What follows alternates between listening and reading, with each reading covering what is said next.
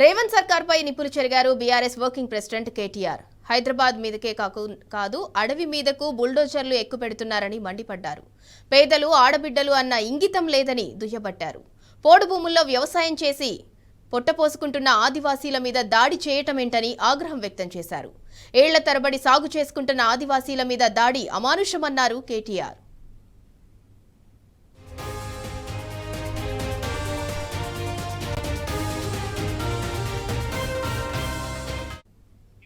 420 హామీలను అమలు చేయలేక ఇవ్వని హామీలైన హైడ్రా, మూసీ ప్రక్షాళన పేరుతో హైదరాబాద్లో పేదల ఇళ్లు కూల్చుతున్నారని ఫైర్ అయ్యారు కేటీఆర్.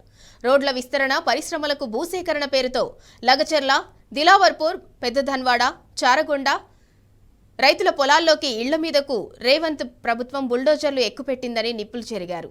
పట్నం, పల్లెలు దాటి అడవులు, ఆదివాసీలపై కాంగ్రెస్ ప్రభుత్వం పడిందని విమర్శించారు. ప్రశ్నిస్తే, ఎదిరిస్తే, నిలదీస్తే నిర్దాక్షిణ్యంగా కేసులు పెట్టి జైళ్లకు పంపుతున్నారని నిప్పులు చెరిగారు. 420 హామీలు పక్కకు పెట్టి కూల్చే, కాల్చే పథకాలను కాంగ్రెస్ ముందుకు తెచ్చిందన్నారు కేటీఆర్.